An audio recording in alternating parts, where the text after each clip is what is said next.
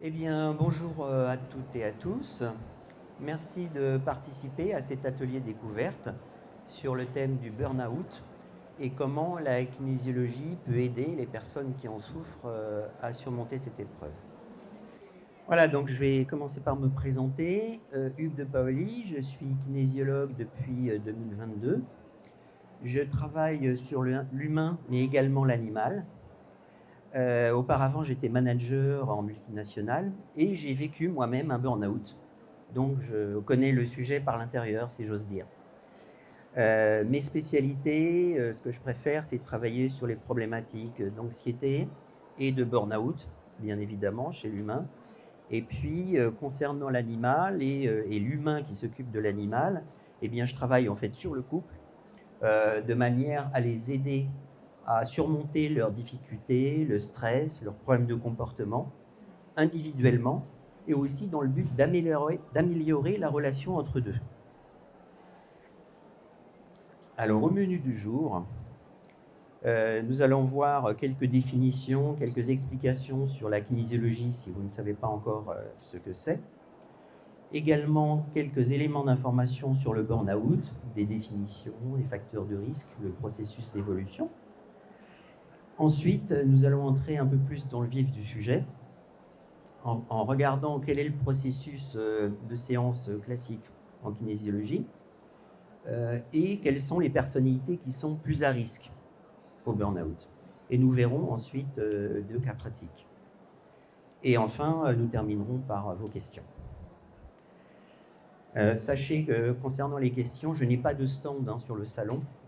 Donc si jamais vous n'avez pas le temps de poser vos questions, je resterai à la sortie du salon pour que vous puissiez me demander ce que vous voulez. Et également, vous pourrez m'appeler, hein, vous avez mes coordonnées sur les flyers, vous pouvez me téléphoner éventuellement par la suite si vous avez des questions qui vous viennent. Alors, la kinésiologie, qu'est-ce que c'est? C'est une pratique psychocorporelle. Elle vient des États-Unis dans les années 60 par un chiropracteur qui s'appelait George Goodhart et qui a fait le lien avec les enseignements de la médecine traditionnelle, notamment la circulation de l'énergie dans le corps au travers des méridiens en médecine chinoise. Alors la particularité de cette pratique, alors pourquoi psychocorporelle, parce qu'en fait on passe par le corps pour adresser des problématiques d'ordre psychologique et émotionnel, psycho-émotionnel. On passe par le corps notamment en utilisant le test musculaire. Donc par exemple, une personne qui vient me voir dans la station debout pour tester, pour réaliser un test musculaire, si je teste le deltoïde antérieur situé ici, mais je vais lui demander de garder cette position et moi je vais effectuer des petites pressions. Et ces pressions, je vais les appliquer tout en posant des questions fermées. Donc fermées, c'est-à-dire on attend une réponse oui ou non. Bon, par exemple, une personne qui aurait un problème de confiance en elle, c'est un cas un peu bateau, si elle me dit j'ai confiance en moi et que le test est fort, c'est-à-dire que le bras ne bouge pas en fait, ça veut dire qu'il n'y a pas de stress derrière ça. Donc la personne en fait n'est pas concernée par cette problématique-là. Si par contre le bras baisse un peu en disant cette phrase, pendant que je teste, ça veut dire qu'il y a un stress pour la personne en disant cela. Donc elle est concernée par la problématique. Voilà comment on interroge le corps. Et on peut interroger tout un tas de muscles. Il y a des muscles spécialisés pour tel ou tel méridien. Enfin, il y en a une quantité très importante. Donc oui, juste une petite remarque. Je pense que c'est clair pour tout le monde, mais la kinésiologie, c'est une discipline de bien-être. Donc ça ne se substitue en aucun cas à la visite, à un traitement, un suivi médical ou vétérinaire. Alors, quel est le but de la kinésiologie? Eh bien, on adresse des problèmes psycho-émotionnels, comme je vous l'ai dit, également des facteurs psychosomatiques, également le soulagement de la douleur. Donc, le but global, c'est de gérer les stress, aider les personnes à gérer leur stress. Donc, Par exemple, on va avoir les problèmes de douleur, de fatigue, de troubles du sommeil, il y en a beaucoup, évidemment de burn-out, la gestion des émotions qui sont désagréables pour la personne, les problèmes d'estime de soi, de confiance en soi, les relations interpersonnelles, que ce soit dans la vie personnelle ou professionnelle, la colère, l'anxiété, les états dépressifs. Également, on adresse spécifiquement le processus de deuil. Alors, sachant que le processus de deuil, ce n'est pas forcément uniquement lié à la mort de quelqu'un que l'on connaît, hein, humain ou animal. On peut adresser par ce biais également des grands changements de la vie, des séparations, des divorces, des changements de lieu de vie. Voilà. Donc, c'est à comprendre, c'est faire le deuil d'une situation. Également, c'est une discipline intéressante pour aider à améliorer les performances au niveau professionnel, au niveau des apprentissages, également dans le domaine sportif. Alors, pour aborder un peu plus spécifiquement le burn-out maintenant, une définition. Alors déjà, on parle évidemment, on pense tout de suite à un effondrement à la fois physique et psychologique.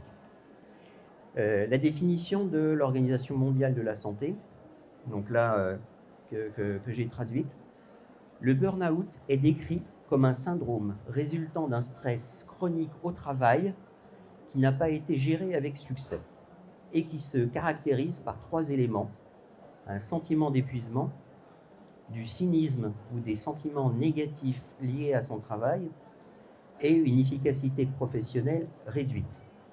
Donc là, la définition de l'OMS est clairement focalisée sur le monde professionnel.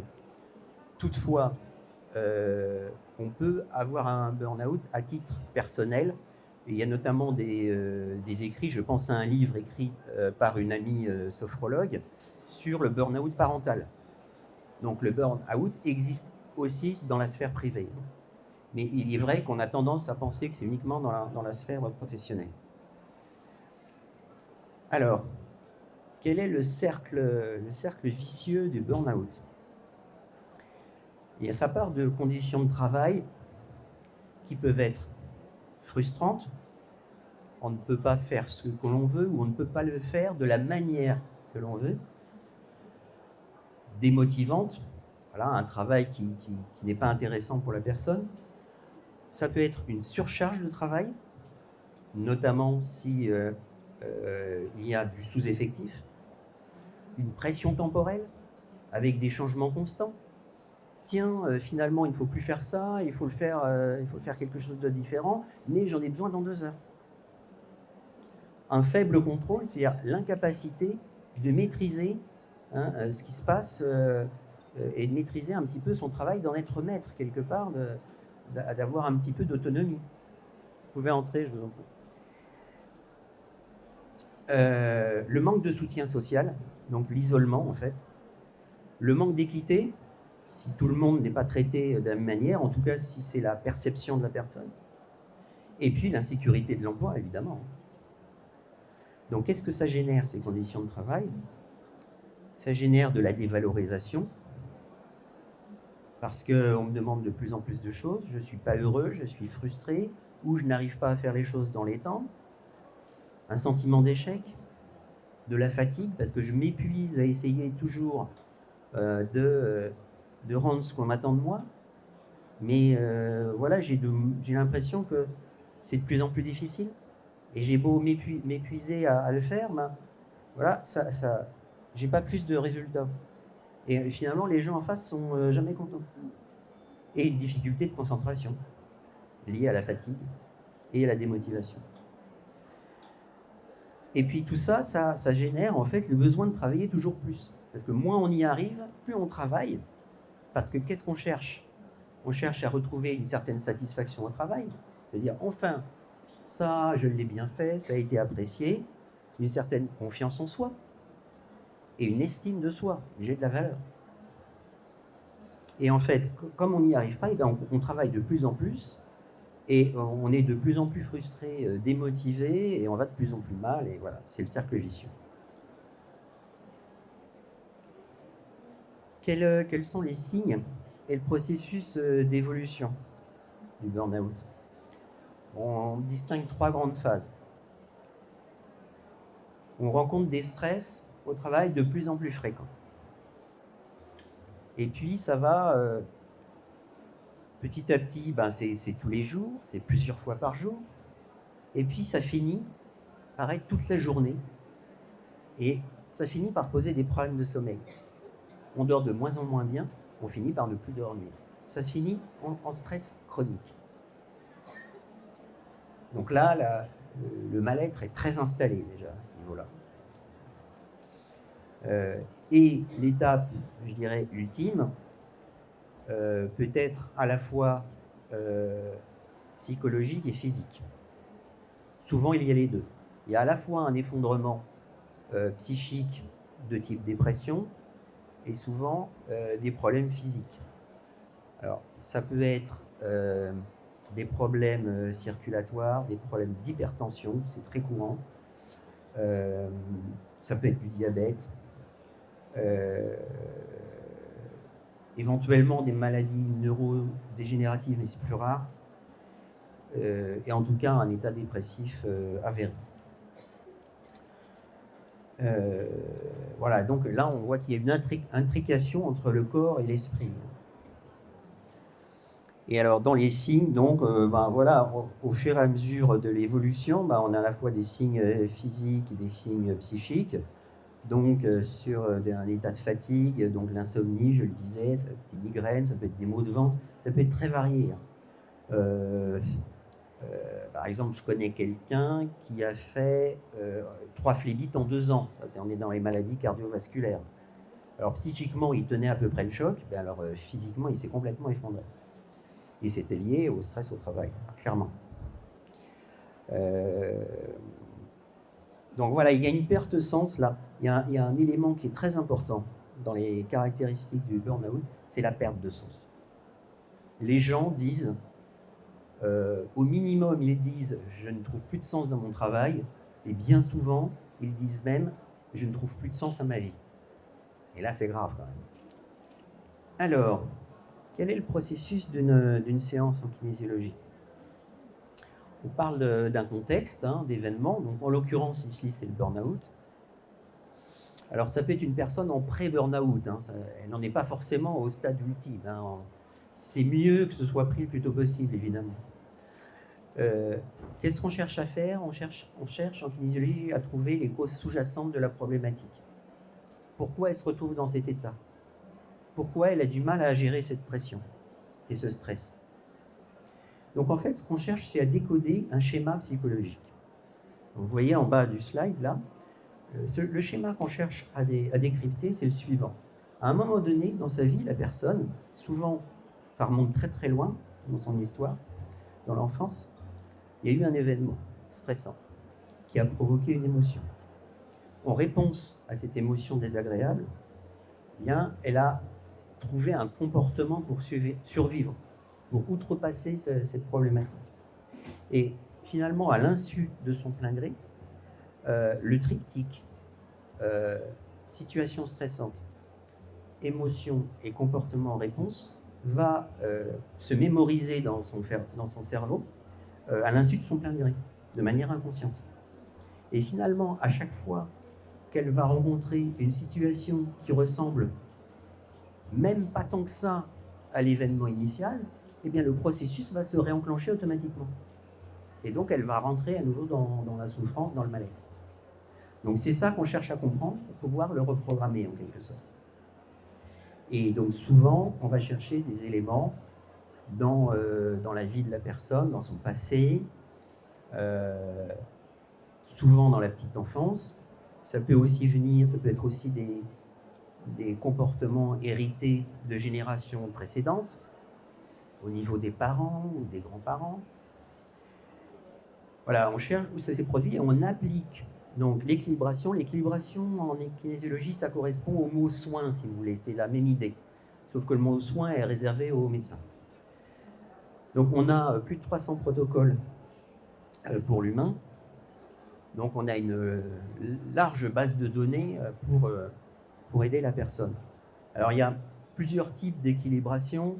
Il y a des pratiques qui sont basées sur le MDR, donc basées sur des mouvements oculaires pour diffuser les stress. Il y a des points, bien sûr, en médecine traditionnelle chinoise, par exemple, pour renforcer des méridiens en manque d'énergie, de manière à ce que l'ensemble des méridiens soient équilibrés. On a aussi des visualisations. Donc ça, c'est une technique qui ressemble à ce que l'on fait en hypnose, hein, en état de conscience modifié. On utilise aussi le travail sur les chakras et l'aura, donc ça vient de la médecine traditionnelle indienne. Également l'intégration des réflexes archaïques, donc les réflexes que l'on a déjà in utero et puis après la naissance, pendant les premières années. Le bébé naît avec des réflexes qu'il va utiliser à tel ou tel moment, et donc ils vont être plus ou moins bien intégrés. Et un réflexe mal intégré peut poser des problèmes par la suite.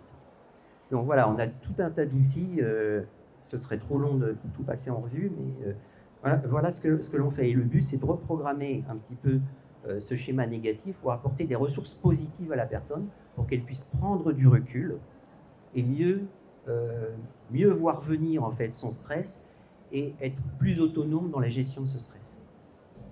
Alors, les personnalités à risque. Bon, il est clair que par rapport au stress, nous ne sommes pas tous égaux. On pense notamment aux gens qui sont hypersensibles, les gens qui déjà au départ ont un manque de confiance en soi ou un manque d'estime de soi, les gens qui ont un naturel anxieux, ceux qui ont besoin de contrôler, qui sont un petit peu dans la peur de ce qui pourrait arriver, donc ils recherchent la sécurité, ils sont dans l'anticipation, hein, ils cherchent à trouver des méthodes pour éviter d'être dans la difficulté, dans la souffrance. Et puis, les personnes qui sont très à risque sont celles qui sont plutôt dans un état d'esprit, dans une manière de fonctionner où elles sont dans un engagement sans limite et avec des difficultés de priorisation. Donc finalement, elles se mettent très facilement la pression. Nous allons voir un peu plus précisément de quoi on parle. Là, je vais vous présenter deux exemples de types de personnalités issus d'un modèle que l'on appelle l'énéagramme. L'énéagramme, c'est un modèle millénaire, mais qui a été formalisé, si je me souviens bien, dans les années 60. Et c'est un modèle de 9 personnalités réparties en 3 centres. Le centre instinctif, donc les gens qui ont une personnalité dominante instinctive, le centre émotionnel, le centre mental. Donc il y a 9 personnalités en tout, donc 3 personnalités dans chaque centre. Alors pourquoi on utilise ce genre d'outil? Alors, d'aucuns pourraient croire que c'est pour mettre une étiquette sur quelqu'un. Ce n'est pas du tout le sujet. On utilise ce genre d'outil parce que ça nous permet de gagner du temps pour identifier un peu le mode de fonctionnement de la personne. Alors, il n'y a pas que ce modèle de comportement, il n'y a pas que l'énéagramme. Hein. Il y a également des profils en médecine traditionnelle chinoise. Et également, on trouve des traits de personnalité en morphokinésiologie. Donc, il y a plusieurs modèles possibles. Il y a aussi la particularité, donc on utilise ça en fait pour déterminer quel est le mode de fonctionnement de la personne et du coup, quelles sont ses faiblesses, où est-ce qu'il va falloir l'aider et comment on peut l'aider. Donc là, ça apporte des informations intéressantes. Ce qu'il faut avoir en tête aussi, c'est que c'est un modèle évolutif. C'est-à-dire la personne peut avoir un profil de base, voilà, bon, par exemple perfectionniste, puisqu'on l'a à l'écran, mais elle peut aussi aller piocher des compétences tout au long de sa vie dans d'autres profils. Et typiquement, dans le modèle, le perfectionniste est proche, il y a un lien avec celui qu'on appelle le médiateur, qui n'aime pas le conflit, donc qui aime bien l'harmonie, etc. Donc, par exemple, il pourrait piocher des compétences dans ce profil-là, et pourrait aussi piocher des compétences dans un autre profil qu'on appelle l'aidant, voilà, qui est quelqu'un qui vraiment, ou l'altruiste, qui vraiment dépense de l'énergie pour essayer de répondre aux besoins des autres, d'aider les autres. Voilà. Donc ce n'est pas figé, ça bouge dans le temps. Cela dit, il reste une personnalité, on va dire, de base qui se réveille sous stress, préférentiellement. Et alors, pourquoi je vous présente ces deux profils-là? Parce qu'ils sont plus à risque. Alors, qu'est-ce qu'ils ont de commun pour être plus à risque? C'est que ce sont typiquement des profils qui ont beaucoup de mal à gérer leurs limites. Même quand on leur parle de limites, à la limite, ils ne voient même pas bien de quoi il s'agit. Et ils ont du mal à prioriser et à écouter leurs besoins. Typiquement, ce sont les deux profils dans l'énéagramme qui oublient le plus de s'occuper de leurs propres besoins. C'est pour ça qu'ils sont à risque. Alors, un peu plus dans le détail, pour le perfectionniste, donc il est dans le centre instinctif, le perfectionniste. Sa croyance, c'est « je dois être parfait pour être aimé ou pour être reconnu ». Le monde est injuste et il souffre de la blessure d'injustice. Là, on fait référence au modèle des blessures de l'âme de Lise Bourbeau, donc qui identifie 5 blessures: le rejet, l'abandon, l'humiliation, la trahison et l'injustice. Et il y a certains liens, ce n'est pas systématique, mais on peut faire certains liens entre ces blessures psycho-émotionnelles et les profils dans l'énéagramme. Donc, effectivement, souvent, le perfectionniste, il est dans la blessure d'injustice. Donc, sous stress, comment il réagit? Il est jaloux. Alors, pourquoi il est jaloux? Parce que, pour lui, ce qui est important, c'est d'être le meilleur. Parce que ce qu'il a appris inconsciemment dans sa vie, c'est que pour avoir de l'amour, pour être reconnu, il faut être absolument parfait. Mais parfait également dans la manière de faire les choses. C'est-à-dire que son réel objectif n'est pas nécessairement d'avoir le meilleur résultat, mais ce qu'il fait doit être fait de manière absolument parfaite par rapport à des règles, et de préférence ses règles à lui. Donc c'est quelqu'un qui se met beaucoup la pression. Et il a du mal à prioriser. Du coup, même les priorités 3 sont aussi urgentes que les 1, donc il dépense beaucoup d'énergie. Il peut se montrer aussi rigide quand il se sent agressé, quand on veut lui imposer quelque chose qui ne lui correspond pas, eh bien il va se rigidifier. Il va... en fait, c'est un mur, quoi. Il fait le mur. On ne peut plus rien tirer de lui.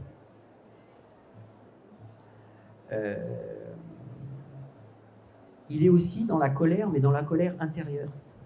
Pourquoi? Parce que c'est un profil qui considère que la colère, c'est mal. On n'a pas le droit de se mettre en colère. Mais donc, du coup, il accumule à l'intérieur. Et alors, le jour où ça explose, ça explose.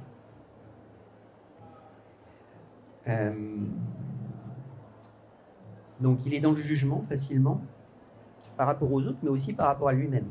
Donc, il a un haut niveau d'exigence,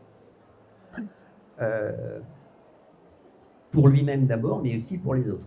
Et donc, si quelqu'un ne fait pas les choses de la manière dont il estime qu'il devrait le faire, eh bien, il va être très critique vis-à-vis de ça, mais il va exprimer ça par des remarques acerbes. On a parlé de ce critère-là tout à l'heure, hein, dans les signes de burn-out. Vraiment des remarques un peu blessantes, un peu acerbes comme ça, et pas de la colère vraiment ouverte, c'est un peu différent. Et il se met la pression et met la pression à autrui. Mais il se met surtout beaucoup plus la pression à lui-même qu'à autrui, en vérité. Donc, qu'est-ce qu'on peut faire pour lui? De quoi il a besoin?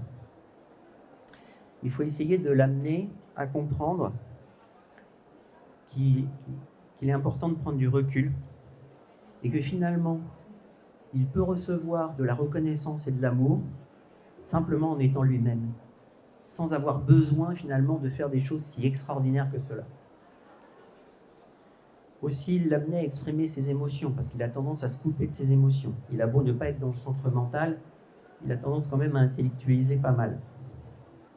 Aussi à prendre le temps de faire les choses, ne pas se précipiter. Et aussi, mieux gérer les priorités, se focaliser sur ce qui est réellement urgent, uniquement les priorités. Et globalement, voilà, lâcher prise sur cette affaire de la perfection qui est finalement une idée complètement irréaliste et qui n'a pas d'existence réelle en définitive, c'est très relatif. En gros, le message, c'est l'imperfection est parfaite pour lui. C'est le message qu'il faut lui faire passer. Le profil loyaliste, il est dans le centre mental. Donc c'est quelqu'un dont l'intellect fonctionne généralement très très bien. Alors sa blessure, c'est « un jour, on a trahi ma confiance. Le monde est dangereux et il a un besoin de justice. » Il ressent une trahison. Dans les blessures de Lise Bourbeau dont je parlais tout à l'heure, voilà, il est typiquement souvent dans la blessure de trahison. Donc son gros problème à lui, c'est la confiance. Confiance en lui-même, confiance en l'autre. Sous stress, comment il fonctionne? Eh bien, il est dans le doute, puisqu'il a un problème avec la confiance, dans le doute de lui-même et de l'autre. Pourquoi? Parce qu'il a peur de la trahison. Et comme aussi le mot-clé chez lui, en dehors de la confiance, c'est la peur, il est vraiment guidé par les peurs, eh bien, il va se mettre à élaborer tout un tas de stratégies avec tout ce qui pourrait arriver, les cas A, B, C, W, X, Y, tout ce que vous voulez. Donc il essaye de mettre du contrôle pour se protéger un maximum, pour tout anticiper, au cas où il arriverait ceci ou cela. Donc il dépense beaucoup d'énergie à faire ça. C'est aussi, on l'appelle le loyaliste, parce que c'est quelqu'un qui est vraiment dans la loyauté. Une fois qu'il a donné sa confiance, c'est extrêmement fort, et le contrat moral, ça veut dire quelque chose pour lui. Donc même s'il ne remplit pas ses engagements dans le cadre d'un contrat moral, eh ben, il prendra ses responsabilités, et ce sera, tant pis pour lui, mais il l'accepte tout à fait. Donc il y a une certaine beauté là-dedans, mais après il a tendance à se focaliser et à être quand même assez agressif s'il sent que les autres ne suivent pas ses plans. Pourquoi? Parce qu'il va avoir peur. Parce que j'ai mis en œuvre des plans pour me protéger contre toutes les peurs possibles, tout ce qui peut arriver, mais si lui, là, il ne suit pas mes préconisations, oh là là, il y a du danger. Il y a du danger pour lui, peut-être du coup, s'il se met en danger, ça peut me mettre en danger aussi. Donc là, c'est panique à bord pour le loyaliste. Outre le fait, comme je vous l'ai dit tout à l'heure, qu'il a aussi une grande tendance à ne pas bien gérer ses limites et à oublier ses propres besoins au profit des autres, donc ce qui le rend un bon candidat pour le burn-out, eh bien, il a besoin aussi de se calmer un petit peu sur son attachement à la justice, la notion de justice qu'il a. Et plutôt essayer de lui faire comprendre, de l'amener plutôt à se dire, ok, tu peux rechercher une certaine justesse, quelque chose d'un peu adapté, d'un peu souple, mais la justice absolue n'existe pas réellement. C'est une notion un peu trop forte, quoi, en fait, et qui lui met la pression. Donc, comme il est très méfiant, aussi on peut essayer de calmer ses peurs, en lui disant que le pire n'est jamais sûr, et donc remplacer cette méfiance par simplement une vigilance un peu plus mesurée. Donc objectiver les peurs, par rapport à la confiance, eh bien, amener du courage. Voilà. Un homme de 47 ans. Pardon.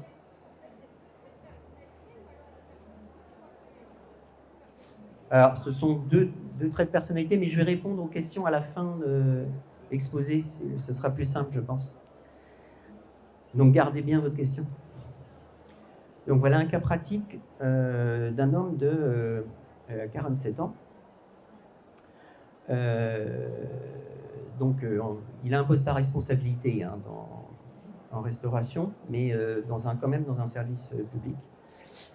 Donc il vient avec, en exprimant des maux de tête, il fait des abcès hépatiques, il a de l'angoisse, des malaises, des troubles du sommeil. Il a peur de la mort. Il est vraiment dans les peurs. Il a peur de la mort et il a de l'épuisement, il est épuisé. Et il ressent le besoin de tout contrôler, hein, et c'est aggravé par le fait qu'il a un poste à responsabilité. Il a besoin de tout contrôler pour protéger les autres, son équipe et lui-même. En termes de contexte, où est-ce qu'il navigue? Eh bien, il est en sous-effectif, hein, son équipe est en sous-effectif. Donc, il y a une grosse pression sur la charge et le timing. Il a une hiérarchie qui est déconnectée des contraintes réelles. Et donc ça génère chez lui beaucoup de frustration, de l'anxiété et de la peur. Alors, qu'est-ce qu'on trouve en séance? On trouve dans la petite enfance un sentiment de trahison et d'abandon également du père. Alors, d'une part, en lien avec un manque affectif, et par la suite, alors vous allez me dire, c'est pas de sa faute, mais voilà, le père qui est quand même gravement malade, donc du coup, qui se retrouve absent. Donc, néanmoins, c'est vécu par la personne comme un manque affectif et un abandon. Et ce qui est intéressant aussi, c'est que c'est une personne qui a pris un petit peu le rôle du père, puisqu'il s'est occupé de sa sœur et de sa mère. Voilà, alors que bon, c'était pas normalement son rôle. Donc, qu'est-ce que l'on trouve? On trouve qu'il est dans une personnalité donc, de type loyaliste, comme on l'a vu auparavant, et il dépense beaucoup d'énergie dans les scénarios d'évitement de tout ce qui pourrait arriver, pour lui et pour les autres.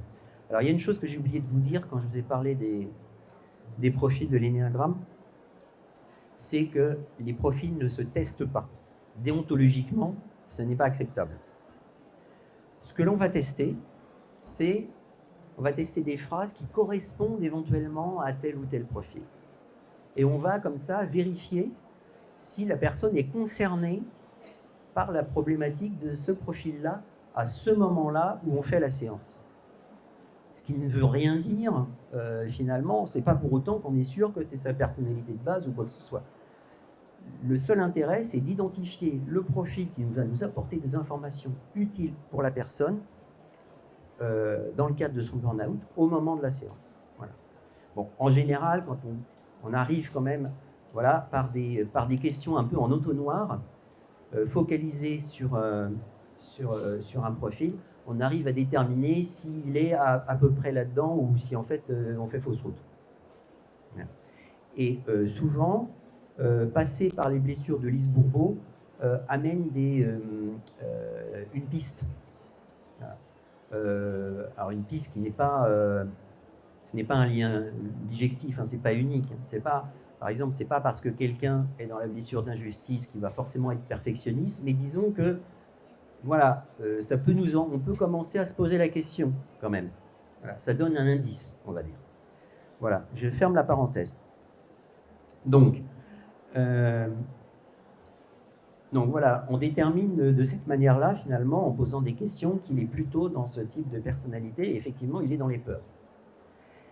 Et il l'a bien dit, puisqu'il a la peur de la mort, c'est quelque chose de très important pour lui. Alors, l'équilibration, donc qu'est-ce qu'on va faire? Qu'est-ce qu'on a fait pour l'aider, là? Eh bien, on a équilibré l'énergie dans toutes ses dimensions. C'est un très gros protocole dans la partie de Bread Gym. Pour ceux qui connaissent, j'ai deux confrères, enfin un consoeur confrère ici, c'est les 7 dîmes. Également, une autre équilibration par visualisation, en fait, pour couper les liens de souffrance en génération. Alors, deuxième cas pratique, une femme de 28 ans. Alors, elle, je la vois et elle m'exprime de l'angoisse, la phobie de vomir, un problème de tension artérielle, une apathie complète, donc un effondrement énergétique, quoi, une perte de sens. Elle m'a dit que la vie n'avait plus de sens. Et elle est dans avec un état dépressif avéré. Et un isolement social complet. C'est-à-dire, en fait, elle restait chez elle, ça faisait des mois, genre 6 mois, je ne sais plus exactement, des mois qu'elle restait chez elle, elle se faisait tout livrer. Elle ne mettait pas le nez dehors, quasiment. Alors, elle mettait quand même le dé un petit peu dehors de chez elle, parce que c'est une cavalière professionnelle. Donc, mais elle ne l'est pas en dehors, on va dire, de l'écurie. Voilà pour le contexte. Et donc, dans le contexte aussi, vu son métier, eh ben, il y a un gros challenge, il y a une grosse pression sur les résultats et sur les contraintes financières. Parce qu'entretenir une écurie, ça coûte excessivement cher. Et s'il n'y a pas de résultat, ben, l'argent ne rentre pas. Également, il y a chez elle une peur du jugement par rapport à son frère, qui a eu un parcours beaucoup plus classique, une formation en grandes écoles, qui a bien réussi dans la finance, etc. Donc elles se sont comparées et dévalorisées quelque part par rapport à lui. Alors qu'est-ce qu'on trouve aussi en séance, c'est que dans la petite enfance, il y a un fort sentiment de rejet de la mère, doublé à l'abandon du père, moi, qui a quitté le domicile et voilà, qui n'est pas revenu. Et le rejet de la mère, il était très fort puisque sa mère lui a dit, lui a redit, et même tout au long de sa vie, que c'était une enfant non désirée et qu'elle lui avait gâché sa vie, en quelque sorte. Donc c'est quand même très fort.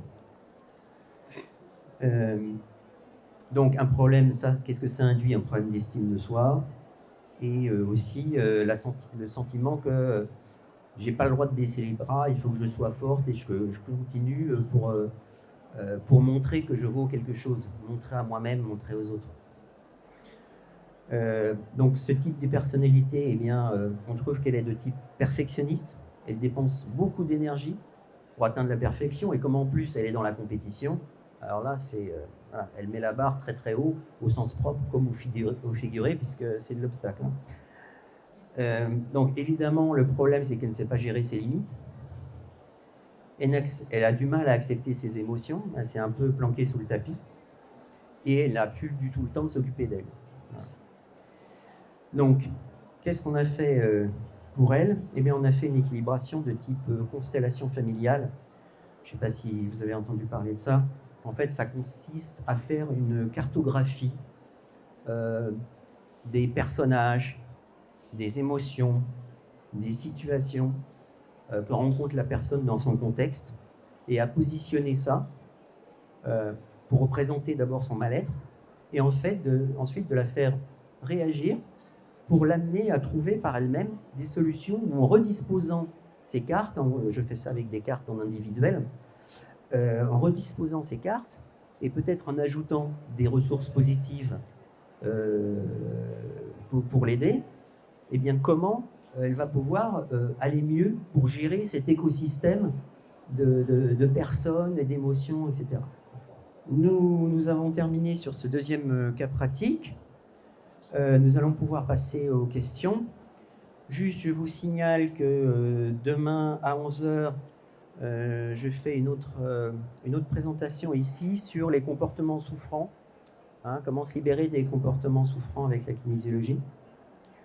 Le 18 avril, je serai à l'Équi Festival de Pornichet sur comment surmonter les stress chez le cheval et sans cavalier. Et puis des ateliers à venir sur le terme du burn-out, sur le mieux se connaître soi-même pour aller mieux et améliorer ses relations interpersonnelles. Donc vous avez mes coordonnées là sur le slide ou sur les flyers que vous avez si besoin. Donc je vais maintenant écouter vos questions. Alors, une dame avait une question tout à l'heure. Vous pouvez faire passer. Oui, bonjour, c'était par rapport au modèle 9 de l'Ennéagramme. Vous parliez de deux personnalités perfectionnistes et loyalistes. Est-ce que ça va ensemble ou est-ce que c'est majeur ou mineur? Alors non, ça va pas nécessairement ensemble, même a priori pas trop. Donc je ne sais pas si vous étiez là au début de la conférence. Non. Donc j'ai expliqué au début que c'est un modèle l'Ennéagramme à 9 profils, répartis dans 3 centres. Donc centre instinctif, donc le perfectionniste est un des 3 du centre instinctif, le centre émotionnel, le centre mental. Le loyaliste est un des 3 du centre mental. Donc, alors, en fait, ce qui se passe, et ça on le voit très bien aussi dans les profils en médecine traditionnelle chinoise. Je vais vous donner un exemple comme ça. En fait, ce qui est intéressant en médecine traditionnelle chinoise, c'est que on peut calculer, c'est un peu comme de la numérologie, à partir de la date de naissance de la personne, ou de l'animal aussi d'ailleurs, quelle est sa personnalité en médecine chinoise. Et là, il y en a 5, ça correspond aux éléments. Donc bois, feu, terre, métal, eau. Voilà. Donc une personne va être, et avec des modulos yin ou yang, énergie plutôt masculine, plutôt féminine. Vous voyez. Donc par exemple, une personne va pouvoir être métal yin au niveau de son enfance, et puis va pouvoir évoluer par la suite, peut-être vers un profil terre, par exemple, terre yin-yang, un profil beaucoup plus équilibré énergétiquement que le métal yin. Donc il y a une évolution, ce sont des modèles évolutifs. La personne n'est pas fixée et contrainte. L'idée, c'est encore pas de mettre une étiquette, c'est de nous aider à trouver le mode de fonctionnement à un moment T pour aider la personne, pour trouver comment on peut l'aider au mieux, en fait. Est-ce qu'il y a... Oui. Est-ce que dans votre expérience, vous avez observé que les personnes passent de perfectionnistes à loyalistes? Alors en fait, dans le modèle, il y a des liens un peu privilégiés entre certains profils. Par exemple, le perfectionniste, il peut être en lien assez facilement avec le profil médiateur qui n'aime pas le conflit, ou alors avec le profil de l'aidant qui a toujours besoin de rendre service aux autres pour avoir de l'amour, ou encore il peut aller chercher des ressources chez le tragico-romantique dans le centre émotionnel, donc qui lui recherche l'intensité de l'émotion, ou encore d'autres ressources chez l'épicurien ou le rebelle, on l'appelle aussi comme ça, pour en fait se faire plaisir. Voilà. Et ça peut être dans le bon sens ou dans le mauvais sens, parce que par exemple l'épicurien, dans son mauvais côté, il peut aller vers les excès de toutes sortes. Donc on mange très bien chez un épicurien, généralement, mais donc peut-être ça peut engendrer de la boulimie, et puis ça peut engendrer peut-être de l'alcoolisme ou des dépendances toxicomanes. Hein. Donc il y a toujours le côté blanc et le côté noir. Hein. Mais la personne garde toujours, en fait, son profil, on va dire, de base, de naissance. Et après, il y a une coloration qui change. Donc le perfectionniste qui va chercher des ressources chez l'épicurien, eh bien, il jouera, on va dire, l'épicurien, mais à la manière d'un perfectionniste. Il sera quand même toujours quelqu'un d'assez sérieux, d'assez... Voilà. Alors que l'épicurien, c'est quand même un gros déconneur, hein, le vrai épicurien. Voilà. Vous voyez le truc? En fait, la base reste constante. Il y a une évolution qui colore la personne en lui amenant des ressources complémentaires. Mais ce n'est pas un changement comme ça radical, hein, ça ne marche pas comme ça. Est-ce que le burn-out peut amener ce changement? Est-ce que le burn-out peut amener ce changement radical? Non. Non. Non, le changement radical n'existe pas hein, à ce point-là. Non. Mais ça, il peut y avoir des grands changements. Hein. Il peut y avoir des grands changements. J'ai un exemple comme ça d'un profil métal qui a connu un burn-out. Et qui s'est retrouvé dans le profil bois. Le profil bois, ça correspond au rebelle à peu près, à l'épicurien. Monsieur avait une question. Ma question, c'est par rapport aux blessures de l'enfance. Et à savoir si, selon votre expérience, le nombre de séances que ça prend, il n'y a pas de changement radical, mais est-ce qu'on a un minimum, le nombre de séances à prendre, et est-ce que aussi ça peut se jumeler avec de la psychothérapie? Merci. Oui, donc je vais reformuler pour être sûr de bien comprendre. En fait, vous voulez savoir si combien de séances il faut pour une problématique de type burn-out ou plus spécifiquement par rapport à un problème dans l'enfance? Oui, quand il y a une blessure d'enfance, oui. qu'elle est identifiée, comment reprogrammer un peu ça. D'accord. Avec la kiné. D'accord. Donc c'est plus par rapport aux blessures d'enfance. Ouais. Alors, j'en parlerai un peu plus de ce point-là dans la conférence de demain. Ça va être un peu plus focalisé là-dessus. Les blessures d'enfance, si vous voulez, on ne peut pas les éliminer comme ça.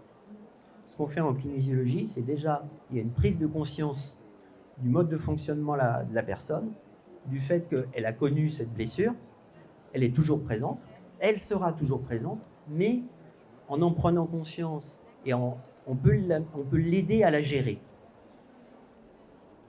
Donc, ce n'est pas une reprogrammation, on fait reset du disque dur et c'est fini, non. La blessure, elle reste, c'est ce qui a construit la personnalité de la personne. Donc, on ne peut pas l'éliminer comme ça, mais ce qu'on peut faire, c'est, au lieu que que ça demeure une souffrance, aider la personne à mieux l'apprivoiser pour éviter les comportements souffrants qui vont avec. Et c'est comme ça que ça se passe. Et quant au nombre de séances, alors là, j'attends toujours la formule magique pour savoir quel nombre de séances il faut pour résoudre un problème en kinésiologie. Bon, on a coutume de dire dans la profession qu'il faut en général au moins 3 séances. On a coutume de dire ça. Voilà. Pardon, madame ? 3. Au moins. Bon. Et voilà, c'est ce qu'on a. Mais après, honnêtement, j'ai tous les cas de figure. J'ai des gens au bout d'une séance, même pour quelque chose d'un petit peu sévère, mais bon, généralement, c'est parce qu'ils font autre chose. J'ai en tête une personne, je ne sais plus ce qu'elle avait, mais je l'ai envoyé faire de l'équithérapie. Elle m'a dit, c'est super, c'est génial, tout va bien, quoi, à une seule séance. Bon. Et à côté de ça, j'ai un client que je vois facilement 2 fois par mois. Mais après, par contre, je ne le vois plus sur le même sujet. Disons qu'il a évolué, il a bien évolué sur la problématique de départ pendant 3-4 séances, mais après c'était réglé et il est passé à d'autres sujets. C'est un peu le système de la pelure d'oignon à la kinésiologie. Vous enlevez une couche, et puis ça va mieux, et puis tiens, finalement, il y a peut-être autre chose à gratter en dessous, et ainsi de suite. Alors, par rapport à votre question sur est-ce que c'est complémentaire avec d'autres pratiques, oui, bien évidemment. Et particulièrement, vous m'avez demandé pour la psychothérapie.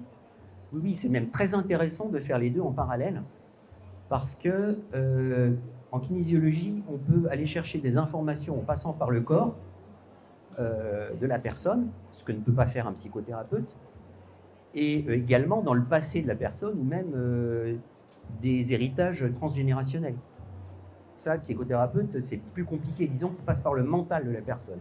Il pose des questions au mental. Mais en passant par le corps, on a des informations qui peuvent être dans l'inconscient.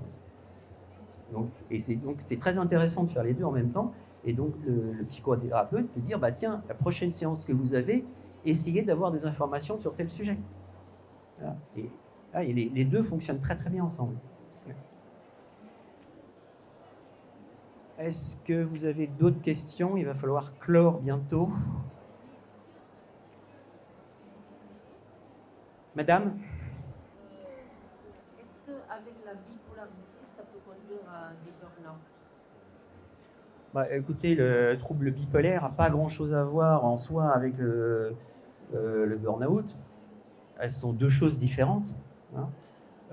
C'est un état, en fait, c'est un état d'humeur changeante qui oscille entre la dépression et l'état maniaque, ou le up and down, comme on veut. Disons qu'un bipolaire n'est pas forcément plus à risque par rapport au burn-out qu'un autre, quoique quand même il a une fragilité psychologique. Donc, je dirais, tous les gens qui ont une fragilité psychologique sont forcément plus à risque, si vous voulez. Ça tombe sous le sens. On va dire qu'il y a des prédispositions, mais il pourrait très bien faire autre chose. C'est pas... voilà. Il n'y a pas de lien direct, si vous voulez. C'est pas démontré. Hein. Bien, je crois qu'il est l'heure que je cède la place au prochain intervenant. Je vous remercie pour votre attention. Et puis, si vous avez encore des questions, vous pouvez me joindre par téléphone ou je reste à la sortie de la salle. Voilà. Je vous en prie. Merci, madame. Merci à vous tous. Merci à vous.